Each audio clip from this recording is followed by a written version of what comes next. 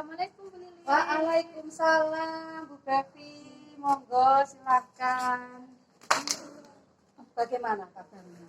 Alhamdulillah baik, sehat. Sehat ya? Ya. Si kecil? Alhamdulillah sehat juga. Yang paling besar? Bapak. Ya.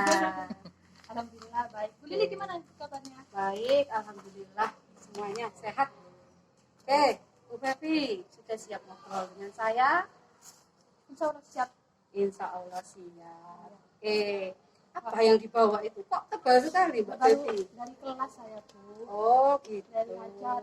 Sudah janjian kan sama Bu Lili? Ya. Kita ngobrolnya santai saja ya. Siap Oke. Pak. Tapi Nggak usah terlalu dedet, nggak usah, santai saja. Oke, Bu Bevi, bisa saya mulai nih ya sambil kita ngobrol santai, kita membahas tentang langkah awal mengenai supervisi. Oke, jadi pada dasarnya di sini saya akan melakukan supervisi akademik dengan objek Bu Bevi. Dan di situ kita akan membahas sedikit tentang pengertian supervisi. Sebenarnya dari kegiatan supervisi itu sendiri merupakan pembinaan yang lebih ke bimbingan atau tuntunan untuk memperbaiki situasi pendidikan dalam hal mutu, peningkatan mengajar maupun belajar pada khususnya. Jadi dalam supervisi ini saya akan bersifat manusiawi dan humanis saja. Jadi saya tidak akan mencari-cari kesalahan dari proses pembelajarannya Bu Bevi. Justru dari proses pembelajaran ketika saya masuk ke dalam kelas, saya akan sedikit memberikan mungkin refleksi nanti di akhir setelah proses pembelajaran. Oke. Nah, untuk jadwal sudah kita rencanakan ya, Bu Bevi sudah terima? Oh iya, kemarin jadwalnya tuh hari Rabu depan ya? Oke, hari Rabu depan itu jadwal supervisinya. Hari ini kita akan melakukan pra-supervisi. Oke. Kemudian untuk menghadapi pra-supervisi ini apa saja yang sudah Bu Bevi siapkan? Pertama dalam pra-supervisi, saya alhamdulillah karena ada pra-supervisi. Sebelumnya kegiatan-kegiatan supervisi yang sebelumnya tuh mungkin persiapannya sangat dadakan. Ini kan kurang lebih 1 minggu ya. Satu minggu. Ya 1 minggu. Jadi yang nanti saya siapkan kira-kira itu adalah perangkat pembelajaran terutama ya kan yang dilihat nanti sama Bu Lili adalah SPP-nya. Ya. Jadi saya akan membuat SPP ya, kemudian saya berikan ke Bu Lili SPP-nya. Kemudian ada juga nanti penilaian di mana nanti rencananya saya penilaiannya itu adalah diferensiasinya adalah gaya belajar dengan konten yang Gitu ya. Oke, untuk kegiatan pertama tadi pra-observasi ya, tentang yang harus Bu Bevi siapkan. Kemudian nanti di kegiatan kedua saya akan mengobservasi Bu Bevi di dalam kelas. Jadi nanti hari Rabu sesuai jadwal saya akan masuk ke kelasnya Bu Bevi. Di sini saya tidak akan ikut campur. Jadi Bu Bevi tetap mengajar seperti apa adanya saja, tidak ada intervensi dari saya. Siap ya? itu kelasnya kalau nggak salah kelas 10-10 Kalau di jadwal kelas 10-10 monggo. Kita sesuaikan dengan jadwal. dan pertama jam pertama 1-2. Oke. Kemudian yang kegiatan ketiga, setelah kita melakukan observasi, kita akan melakukan evaluasi dan refleksi dari proses pembelajaran tadi. Mengenai tentang bagaimana persiapannya Bu Bevi, bagaimana tujuan pembelajarannya, sudah tersampaikan atau belum, bagaimana penerapan metode dan model pembelajarannya, kemudian bagaimana bentuk dan rubrik penilaiannya, hambatan-hambatannya atau kendala, kemudian bagaimana solusi yang sudah pernah Bu Bevi lakukan untuk mengatasi masalah tersebut. Jadi kegiatan ketiganya agak panjang. Berarti mulai Ya. dari komponen yang pertama itu tujuan pembelajaran, Ya. kemudian penyampaiannya Ya. dari kegiatan awal, Ya. inti sama penutup itu harus Ya, itu di pasca nanti ya, pasca observasi. Oke, terima kasih Bu Fevi kesiapannya ya, sampai di bawah tebal sekali ya. Kemudian, bagaimana harapan Bu Fevi dengan obrolan kita hari ini? Harapan saya nanti ketika setelah supervisi saya bisa mengembangkan diri lagi, ya, terutama dalam penilaian. Ya, ini adalah tantangan terbaru saya karena saya ingin mencoba pembelajarannya menggunakan diferensiasi gaya belajar. Jadi Gaya belajar ya? Iya, jadi saya harus benar-benar melihat kesiapan belajar siswa peserta didik. Gitu. Apakah mereka sudah paham dengan pola belajar mereka, menggunakan gaya belajar yang sudah mereka gunakan nanti, gitu seperti itu.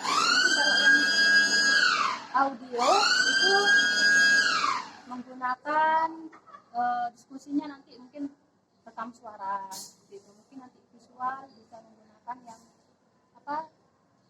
Canva, desain Canva. Kinetisnya nanti mungkin bisa berdiskusi atau menggambar mungkin. Tapi itu belum saya siapkan dengan matang. Nanti itu angan-angan saya nanti. Jadi untuk mengembangkan diri saya dan menantang diri saya untuk lebih baik lagi. Oke, bagus Bu Fevi. Mungkin sambil kita lanjutkan obrolan kita ya.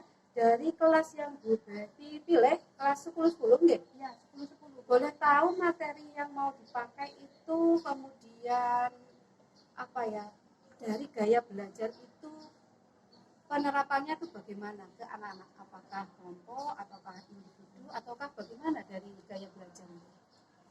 Ya, untuk kebetulan ini materi biologinya sudah masuk ke materi baru yaitu ekosistem. Kemarin kita sudah mempelajari tentang keanekaragaman hayati. Jadi untuk minggu depan kelas 10-10 ini sudah mempelajari komponen ekosistem.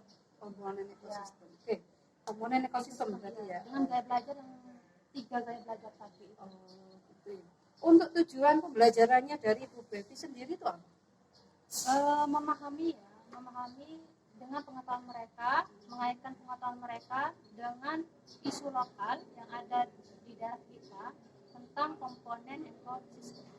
Rencana saya itu menggunakan Ranu yang ada di Probolinggo. Oh, mana itu?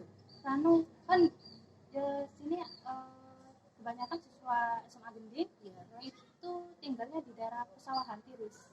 Naik. Ya, naik. Nah, itu di situ kan banyak Ranu. Saya ingin mengaitkan pengalaman anak-anak tentang komponen ekosistem air tawar, tapi menggunakan ranu yang ada di Tiris, entah itu ranu bedal atau ranu segaran. Saya masih mencoba mencari isu lokal yang tepat untuk anak-anak.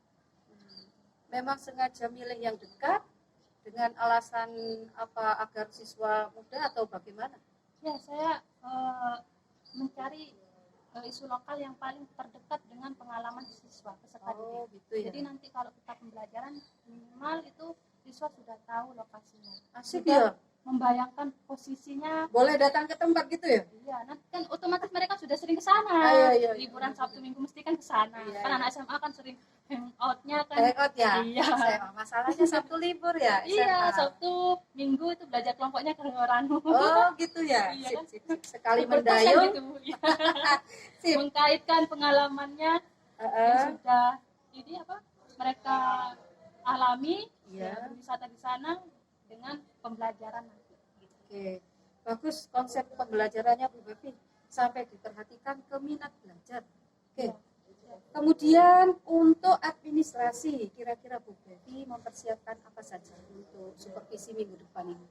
Yang jelas administrasinya adalah modul ajar, kemudian ada media pembelajarannya. Ya, nanti mungkin media pembelajarannya tidak jauh beda dengan sebelumnya. Saya menggunakan PowerPoint, ya, kemudian ada handout ya, bahan ajar ya, untuk mereka sebagai referensi. Kemudian ya LKPD ya, penilaian terutama rubrik ya, karena memang kita melihat lewat minat dan gaya ya. Jadi rubriknya tuh ya setiap minat dan gaya gitu. Oh iya memang ya. Tapi satu fokus ke profil pelajar Pancasilanya. Oke. Benar kritis sama benar. Oh, gitu. Kemudian dari pelaksanaan dengan model pembelajaran tadi yang Bu Bevi bilang ya, hambatan atau kendala yang Bu Bevi pernah alami itu kira-kira seperti apa saja yang berkaitan dengan katakanlah mapelnya biologi kan ya? Iya. Iya. Iya. Kalau sebelumnya itu saya tidak membedakan gaya belajar. Jadi banyak permasalahan. Buat rata Iya, sama. rata. Semuanya harus membuat poster-poster semua gitu. Kan tidak semua anak minat terhadap poster. Iya betul. Ya, jadi tidak semua anak itu minat untuk membaca artikel. Nah, itu permasalahannya saya sulit untuk menyampaikan materi biologi karena kan mindset siswa itu kalau biologi menghafal. Iya, menghafal gitu. Baik sudah membaca, disuruh hafalkan, kemudian kita terapkan di ujian, itu kan mungkin anak-anak tidak menariknya di situ. Nah, kemarin saya coba poster, semua poster sama ternyata itu dibuat sesuai dengan gaya belajarnya mungkin gitu. Makanya nanti supervisi saya akan mencoba menggunakan gaya belajar masing-masing anak ya. Oke. Mungkin dari yang hambatan serta yang solusi ingin Bu Bevi tadi lakukan itu ya, sudah pernahkah Bu Bevi merubah pola pikir anak tadi yang mengatakan biologi itu hafalan terus, kemudian biologi itu sangat monoton mungkin ya bagi anak-anak ya. Sudah pernah enggak berusaha merubah? Ya itu tadi, alhamdulillah saya sudah berusaha, tapi ya tetap tidak bisa merubah mindsetnya siswa sesuai dengan gaya belajar mereka. Waktunya membaca, kan mindsetnya membaca, menghafalkan, mengerjakan tugas. Kemudian saya meminta siswa membuat poster, semua poster dengan gaya belajar yang berbeda. Padahal mereka tuh ada auditory, ada visual, ada kinestetik. Nah itu kan memiliki diferensiasi produk yang berbeda-beda. Nah, saya tuh tetap meratakan penugasannya menggunakan poster. Alhasil ya tetap gitu. Tapi dengan lambat laun ada perubahan ketika saya sudah mencoba sedikit demi sedikit menggunakan perbedaan-perbedaan dengan konten gitu. Konten kelompok A, kelompok B dibedakan. Ya, saling mengisi, saling melengkapi. Tapi yang untuk berikutnya sesuai dengan diferensi produknya mereka itu saya belum saya coba. Gitu. Jadi strategi pembelajarannya di sana ya. Menurut Bu Bevi, strategi itu sudah bisa dikatakan berhasil atau bagaimana? Cukup berhasil. Cukup berhasil. Berarti ada kenaikan angka yang menunjukkan signifikansinya kan ya? Ada. Mungkin tidak langsung signifikan dari 60 menjadi 80 tidak. Mungkin 60 itu 65 atau tidak 10. Bagus Bu Bevi. Semangat ya untuk masuk kelas. Saya juga ikut semangat ini masuk kelasnya ini. Kelas 10-10 hari Rabu ya? Kemudian untuk penilaian rubriknya kesiapannya bagaimana? Penilaian rubriknya itu nanti tadi sesuai dengan gaya belajarnya. Kalau yang auditory nanti kan saya ingin diferensiasi produknya adalah rekaman. Kemudian kalau yang visual itu adalah desain kanva. Berarti kalau desain kanva kan ketertarikannya, kontras warnanya, seperti itu. Isi dari infografisnya itu apa saja. Kemudian yang kinetis juga begitu. Berbeda di komponen penilaian ya, menurut Bu Bevi tadi. Iya, lebih banyak. Kalau yang kita kalau membedakan pola pembelajaran, gaya belajar mereka masing-masing, itu lebih banyak komponen penilaian berikutnya. Gitu. Di penilaian pertama dalam penilaian produknya. Kalau yang penilaian pengetahuannya sama, kalau penilaian penilaian sikap itu asesmen sikapnya sama. Hanya disebut keterampilan prosesnya. Gitu ya. Oke, nanti bantuan di tiap kelompok yang tadi gaya dan minat yang berbeda itu yang Bu Bevi bisa berikan kira-kira seperti apa? Minat bantuan dalam proses pembelajaran tadi itu kira-kira apa saja? Itu itu di handout yang saya berikan nanti ada bar ya, scan QR scan-nya, barcode gitu. ya. Oh iya. Itu nanti ada sesuai dengan gaya belajarnya, ada auditori, ada visual, nanti mereka scan setiap barcode. Jadi itu ada bantuan, ada kumpulan artikel, ada kumpulan video di sana untuk referensi mereka belajar. Kapan kira-kira siap rubriknya? Nah, ini ya sebelum supervisi ya. Sebelum supervisi ini sebenarnya jangka waktunya kan panjang ya. Ya. Jadi masih ada jangka waktu 1 minggu untuk Bu Pevi mempersiapkan administrasinya. Oke Bu Pevi, dari beberapa hal yang tadi saya tanyakan mengenai supervisi akademik, salah satu tujuan dari supervisi akademik itu mengembangkan kompetensi, yaitu kompetensi seorang guru. Kira-kira kompetensi mana yang ingin Bu Pevi kembangkan? Semua kompetensi guru harus dikembangkan. Kompetensi pedagogi, Ya. manajerialnya itu harus bisa gitu. Jadi kalau 6 kompetensi guru itu harus ada dalam diri kita gitu. Semuanya harus berjalan, walaupun tidak semuanya, minimal kita sudah mengembangkan diri sesuai dengan kompetensi guru yang ada gitu. Oh gitu ya. Apakah kompetensi profesional masih dibutuhkan untuk dikembangkan? Itu jelas. Jelas Dalam ya. proses pembelajaran profesional harus ada. Harus ada. Iya, Oke. harus ada. Oke. Jadi salah satu hal yang bisa Bu Pevi lakukan untuk meningkatkan kompetensi profesional itu seperti apa? Proses pembelajaran. Dalam proses pembelajaran kita harus profesional. Tadi itu saya meminta untuk menerapkan beberapa diferensiasi belajar, konten, kemudian modul. Ya, itu untuk mengembangkan keterampilan proses peserta didik. Gitu. Kita harus profesional.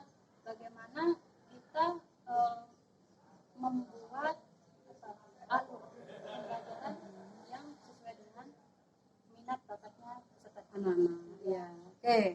Kemudian terakhir Bu Pevi ya. Istilahnya Lama ya. egois.